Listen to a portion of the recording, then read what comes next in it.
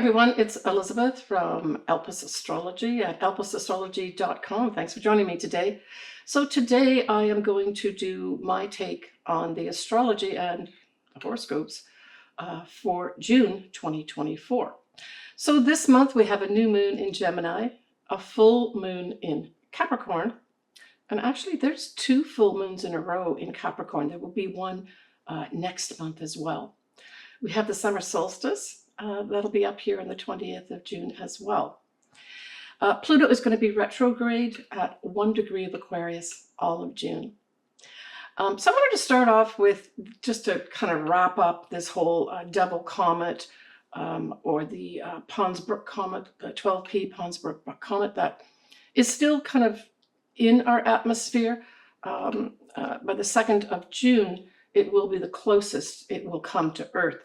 But in terms of visuals, everything that I was reading really says that it's going to be the Southern Hemisphere. So my Australian folks and India and all those kinds of continents are going to be able to see it more clearly, but even they will have a little difficulty because even in the Southern Hemisphere, from looking at stellarium anyway, and I'm going to put a link here for those folks that want to put this comet in on stellarium. I'm going to put a link to a really easy video that helps you go through stellarium and put it on. I did it quite easily. But basically it's going to be near the horizon in the evening for folks that are in the Southern Hemisphere. But you'll still be able to see it in June, but it is kind of on its way out. But I didn't, in my last video when I talked about this Pons Brooks comet, talk about, well, what happened 71 or so years ago, because this is about a 71-year cycle. This comet comes around. So we're looking really here at 1953, 1954. It looks like it was identified in both 53 as well as 54, but of note, 1953 for sure was significant for events. Let me just give you a few of them. And for those folks that were born around this year, these 2 years, there may be some significance that come back in your life, some big messages. But let's go through it. So we had Edmund Hillary and Tenzing Norgay go up to the top of Mount Everest and claim that they've reached the top, right? So these were the first folks that did that. Queen Elizabeth, she had her coronation in 1953. We also had Watson and Crick, as well as Rosalind Franklin, discover the whole helix, right? The DNA helix. So we had Stalin, who was like one of the most murderous dictators of our time, died. And I didn't realize it was not so long ago that Salk actually invented the polio vaccine. And in fact, apparently he inoculated his whole family before then it rapidly went out to the world population, right, for everyone to be vaccinated against polio. So pretty significant stuff, right? When we look at that whole comet that I spoke about, the other thing that happened in 1953 was Dwight Eisenhower, he was a Republican, was inaugurated in 1953. So that's another thing that happened. So there was a lot of changes with regards to government positions or monarchy positions in 1953. And he's just the final one that I wanted to mention. So when we look at the first lunation of the month, well, it is going to be a new moon in Gemini. And nicely, we have Mercury in Gemini as well as Venus. So we've got the ruler of Gemini, Mercury, in its home sign. So just this alone is very positive, right? This is going to be on the 6th of June at 5:37 a.m. and that's Pacific Daylight Time. It's at 16 Gemini, 17 minutes.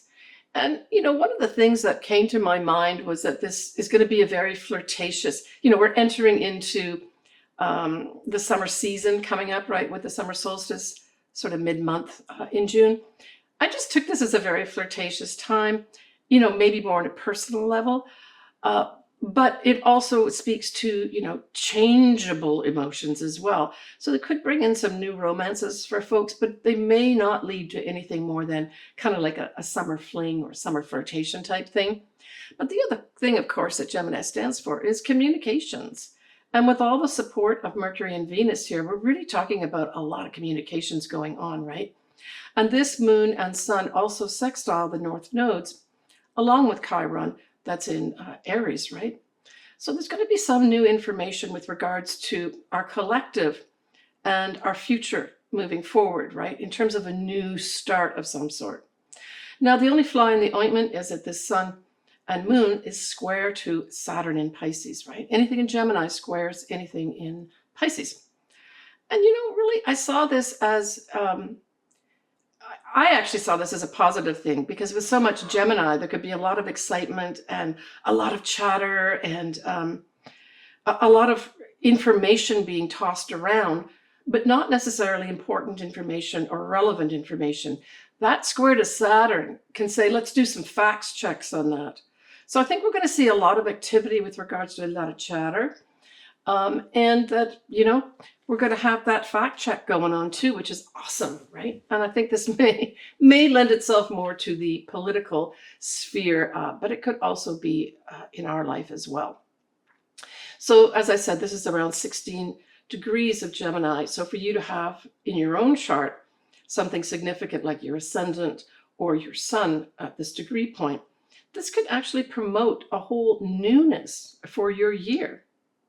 So I want to wish all my clients, as well as my viewers that are Geminis, a happy new year to you. My daughter Victoria was born around this time. She is a Gemini, so I wish her happy birthday. Towards the end of the month, I have my granddaughter Penelope, who is her birthday, although she just enters into Cancer for her son. So happy birthday to both of those. When we look at other things, we look at Jupiter here trying to Pluto, that is retrograde, but still this is really positive. So Jupiter is going to expand favorably anything with regards to what? Humanitarian types of activities. Electronic communications, like the social media, could be abuzz around that 6th of June and new moon in Gemini. The ruler itself, Mercury, will be at 6 degrees of Gemini. And at that time, Jupiter will be approaching Mercury. And so I saw this as we've got a lot of legal stuff going on right now that we have all over the news. So I think that this is going to bring, once Jupiter hits Mercury, just sort of around that 17th of June time period, I think where Mercury and Venus will be conjunct at 0 degrees of Cancer. I think that may be a time period where we're really going to see some significance going on here with regards to some kind of thing coming up with regards to all these legal matters that will have some substance behind it. So the 17th of June is when Mercury and Venus will be at 0 degrees of Cancer. And of course, Cancer can refer to things like the mother, but it can also refer to our homeland. And that's how I see it. Some new starts here. And this is right around the solstice time period as well. So we've talked about the new moon here. We've talked about the Mercury conjunct Venus. So certainly if you've got something, say, around that 0 degree mark of Cancer, this could bring in what? It could bring in some good news about money for you. It could bring in some good news about a love in your life. But it can also bring in some good news about a family situation, because Cancer does really refer to Cancer situation. In particular, your mother is featured. And because the solstice does begin around the 0 degree mark of Cancer, that 17th of June could be a standout with regards to something happening that manifests more clearly, not only, say, at the solstice itself on the 20th, but for that whole time period, right? The 3 months before we go to the next new season, right?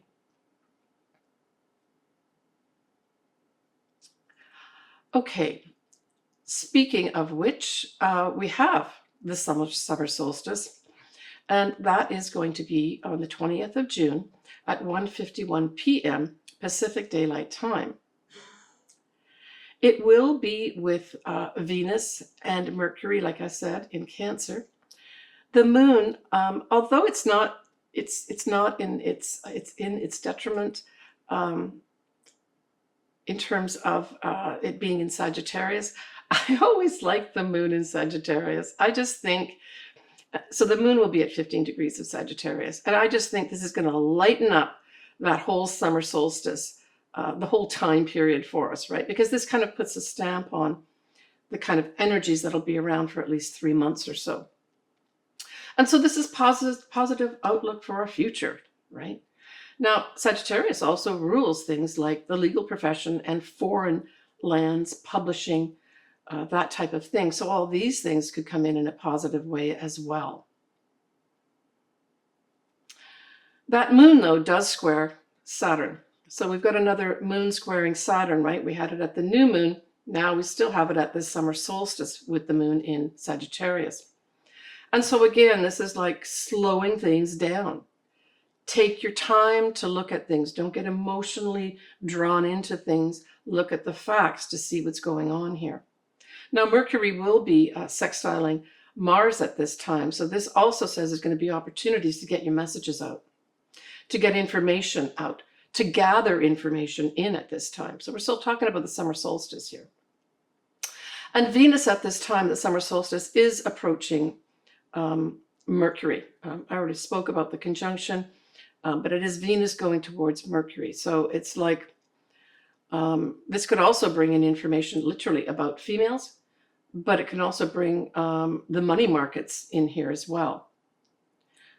I personally think that this, and then there's another aspect at the end of the month, is going to bring up again the whole thing around anything to do with reproductive rights, right? Yeah. So I think that may be brought up as well at this time too. Maybe even some groups of people, women in particular, putting voice to that, and maybe boots on the ground too, where you start marching for it as well. We haven't seen really any of that in a big way recently. So that may still be on its way to us. So the next lunation we have is going to be the full moon in Capricorn, and that's going to be on the 21st of June at 6:08 p.m. And this is at 1 degree of Capricorn, 7 minutes. And as I mentioned at the beginning, there's going to be a second full moon next month as well, but it'll be at 29 degrees of Capricorn. So we get the beginning of Capricorn and then the end of Capricorn as well. And of course, because it's a full moon, we have the sun in the opposite sign of Cancer at 1 degree of Cancer, right? So we have a lineup here of, first of all, we've got the moon in Capricorn, but it's really kind of on its own in many respects, except by the opposition with the sun. It's really the sun that is taking center place here, because it's going to have the Venus as well as Mercury all lined up in Cancer.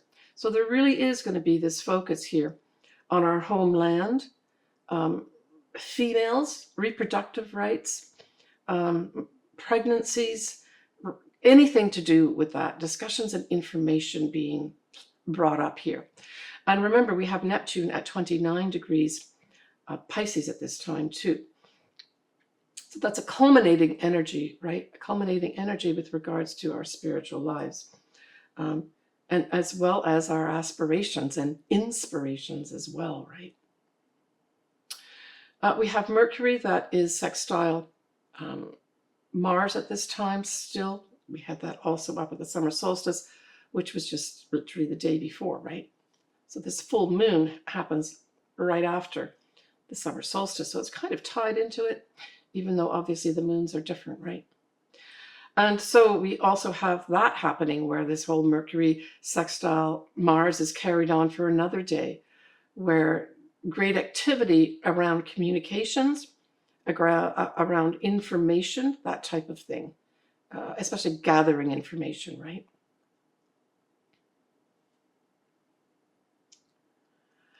All right, on the 22nd of June, that's just going to be a day after the full moon, we have a lot happening in water signs. We have the Sun, Mercury, Venus, Saturn, as well as Neptune, all in water signs. So I think because this is the day after the full moon, to me, it lends itself to a lot of emotion here, a lot of deep feelings and a lot of deep emotion around whatever comes up in terms of the full moon.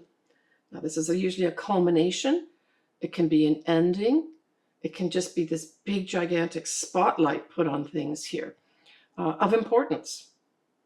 But that whole lineup of all those planets in the water signs, as I said, it can make it a very emotional full moon because it's only the day after that full moon, right? So we end the month on the 30th of June, where we have Venus sextiling Mars. And here we're looking at Cancer and Taurus. We are also going to have Mercury sextiling Uranus at 25 degrees, and that's the Cancer as well as Taurus signs that are involved here. So we really wrap up the month here. And let's not forget also that, you know, when we've got Mars in Taurus, it is in its detriment.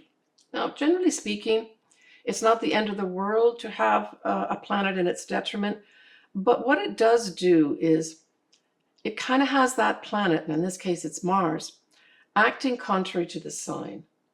And so what does Mars like to do? Mars loves to move forward, action, all that type of thing, right? Lots of energy.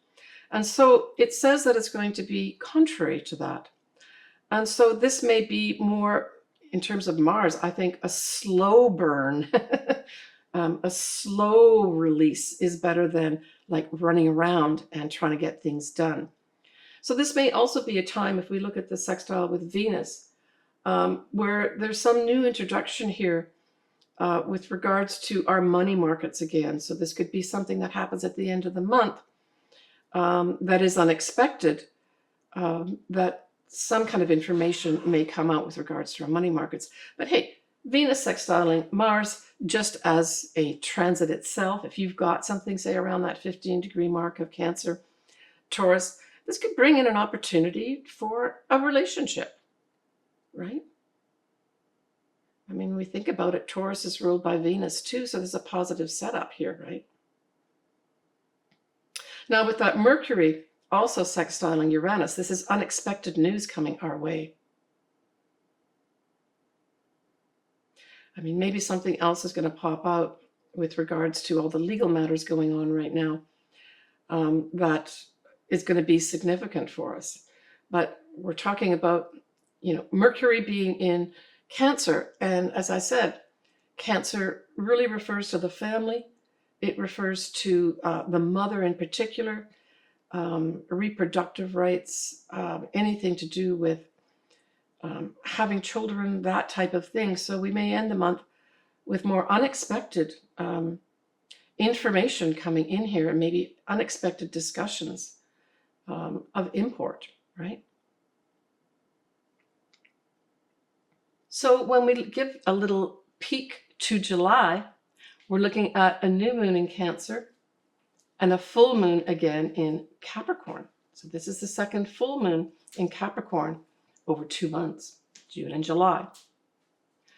And we will also have Mars is going to be sextiling Neptune at 29 degrees. So this is going to be significant too.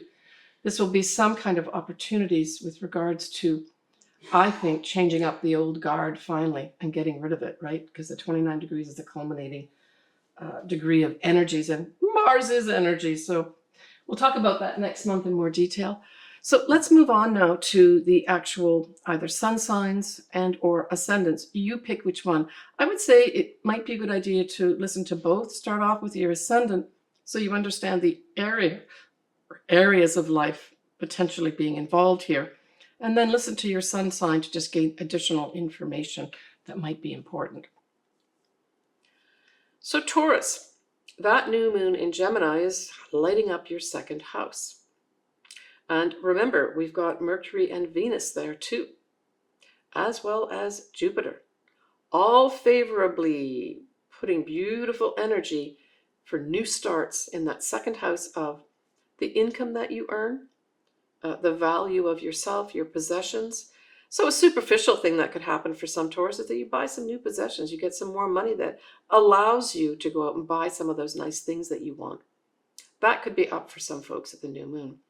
For others, this could have you getting some very positive messages, possibly from females, that you've got a bonus coming your way, that you've got an increase in income. For other Taurians, this could be a new job to do with sales and commerce, or maybe a new writing job, very positively highlighted for you. For others, it could involve you, getting a new job with regards to being an advisor of some sort or a teacher of some sort, right? Because we've got Jupiter in the mix here too. Super, super positive for you, Taurus, with regards to getting a new job and new income, more income, positive messages, positive inspiration to write as well. Wow, that's off the charts for you, Taurus. I mean, Taurus, you still have Uranus in your sign, of course, still asking you to roll with the punches, right? Now, when we look at that full moon in Capricorn, well, that's a fellow Earth sign, so that trines your sign and involves the 9th house. But we also have, at this full moon, your third house being activated too. Why? Because we've got the sun there, we've got Mercury there, and we've got Venus there too. So at that full moon, even though it's in your 9th house, you also have a lot of activation in your third house. And the third house is the house of communications. It's siblings, it's neighbors, it's short distance travel. It's also writing. So again, we're bringing in this sort of thing about writing and potentially, dealing with other people as well. But this is a two-part process. Let's just go back to the fact that this full moon in Capricorn is in your 9th house. It's at 1 degree of Capricorn. Next month, we have a full moon in Capricorn at 29 degrees. So look to see if you've got anything in your own chart around these degree points. But this is a two-part process for you. Now, I'm thinking, and it's a trine, so don't forget this is positive energy being beamed your way. There's going to be some Taurians that are going to be publishing. And I'm just saying that this may be a two-part process. The first part is you reaching out to potential publishers or even self-publishing.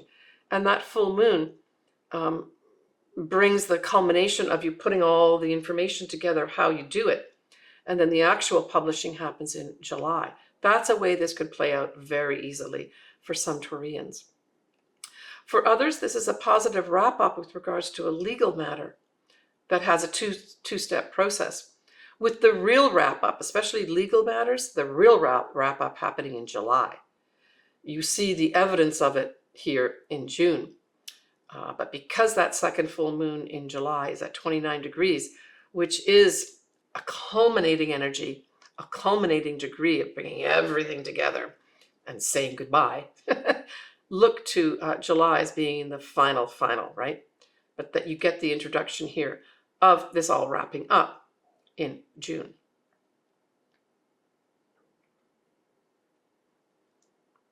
Yeah. But overall, even though we've got this as a full moon, as I said, there could be some kind of activation. And I'm thinking for the whole month, because you really have, for one way or the other, whether it's the new moon in Gemini or the house that Gemini rules, which is the third house, both these things are being activated for you all this month. And so more than anything else, I would say, any kind of communications are going to be extremely important. This is a month for you to communicate, whether it's you communicating your facts or information or you gathering information and getting that. But messaging, communication, and writing are going to be super important for you, Taurus, this month. So get your messages right? Double check things to make sure they're correct. And don't be afraid for going for that top-notch job, right? That new moon in Gemini in your second house is so supportive by just Jupiter alone. But we have the other benefit. We've got Venus in there too. So yeah, this is the month for messaging. This is the month for putting together some kind of writing project. Not only a new start in a writing project, but also perhaps bringing another writing project to a conclusion. And maybe getting the vision of the publishing happening, but wait for maybe July to get it done, right? Take care, Taurus. All right, everybody. I'm wishing everybody a happy start to their summer, because of course the official start here in the Northern Hemisphere starts this year on the 20th of June, certainly Pacific time. But then of course we're looking at the Southern Hemisphere, where we're looking at the beginning of winter, right? If you'd like your chart done, or you'd like a combo done where I put together a quick look at your astrology and I do a tarot reading, I have a service to do that too. I love doing anything to do with astrology as well as the tarot cards. So feel free to reach out to me. If you're not sure what to do, you can always just email me. We can discuss stuff back and forth, or you can go directly to my services tab and pay there. But I really am wishing everybody a very, very happy and positive and loving and supportive summertime period. Get out there and enjoy yourself, and don't be afraid of being you. I'll talk to you all next month in July. Bye for now, sending you lots of love.